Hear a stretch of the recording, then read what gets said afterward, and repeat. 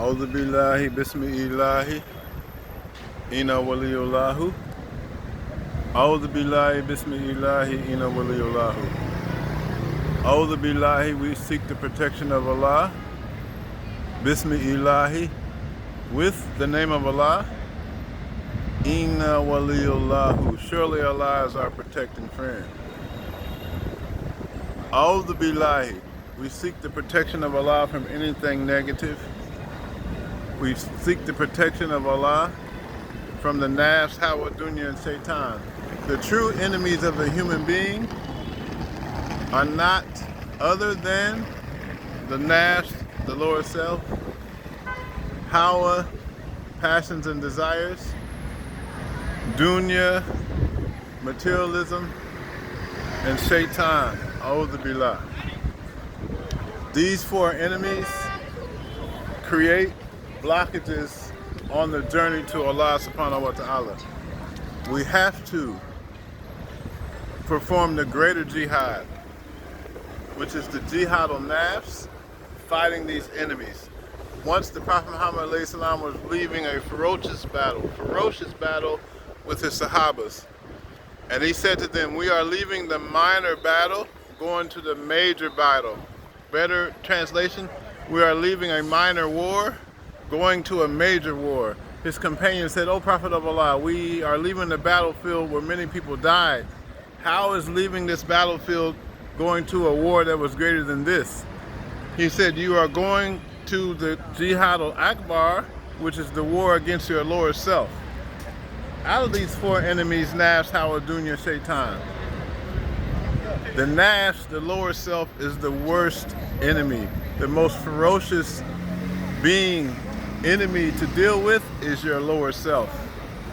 The Prophet Muhammad went so far as to say, alayhi salatu wasalam, the nafs, the lower self on the inside, is a far greater adversary than 70 shayateen, devils, and enemies on the outside. Your lower self, the lower qualities of the soul, greed, lust, anger, hatred, these lower qualities are far greater enemies than 70 enemies on the outside.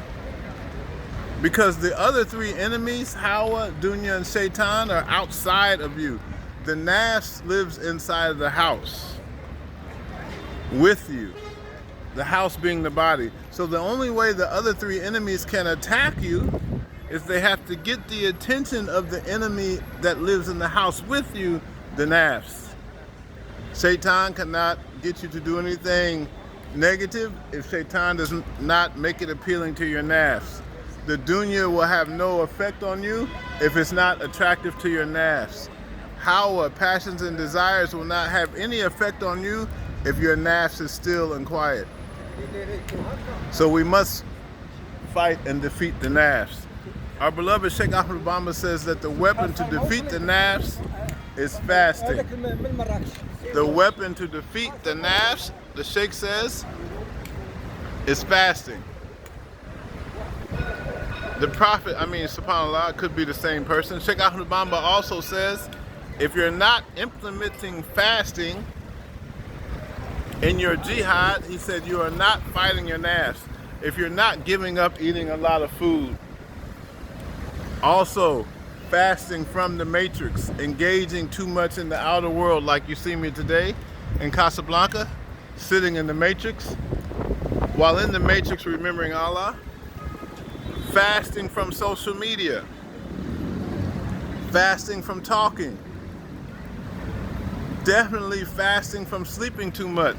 The Sufis eat less, sleep less, and talk less. It's a great saying of Sheikh Ahmed Bamba. But the great Sheikh Baal Muhayyiddin says, we must tie the nafs up at the door of the kitchen as if you would tie a dog up at the kitchen and not feed it.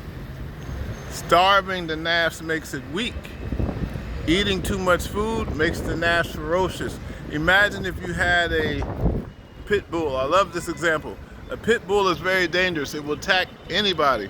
But if you tie that pit bull up for about a week and don't give it any food, it will not have any strength to attack.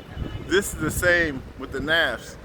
As it regards eating, I'm excited, I'm talking fast. The Prophet Muhammad ﷺ said, food for one person is enough for two. Food for one person is enough for two people. During Ramadan, every year when you fast in Ramadan, you will realize that you're eating too much. In Ramadan, most of us sustain ourselves with one meal. It is a big recommendation of the Prophet Muhammad ﷺ to eat a meal before you fast in the morning, suhoor. The Prophet ﷺ said there's a lot of blessings in eating the suhoor meal during Ramadan before sunrise. But as you get to about the first week of Ramadan, after the first week of fasting, your stomach will shrink. You will have less a desire for food. And about the 7th, 8th day of Ramadan, you won't even need to eat that morning meal. You'll be able to make it through the day without it. So we're eating too much. We're sleeping too much. And we're talking too much. The greater jihad is the jihad al-nafs, the war against your lower self. You can do it. You can do it. You can defeat your lower self one day at a time. Al-Fatiha. A'udhu billahi bismillahi inna waliyullahu. Bismillahir rahmanir rahim. Alhamdulillahi rabbil alamin. Ar-Rahmanir rahim. Maliki yawmiddin. Iyyaka na'budu wa iyyaka nasta'in. Ihdina siratal mustaqim. Siratal ladzina an'amta 'alaihim ghayril maghdubi 'alaihim waladdallin. Ameen. Allahumma salli ala sayyidina Muhammad al-Fatihi lima uglika wal khatimi lima sabaqa nasirul haqqi bil haqq wal hadi ila siratikal mustaqim wa ala alihi haqqa qadrihi wa miqdaril azim. Jihad al-nafs, taskil to nafs. Tabak your Rafal. Assalamu alaikum.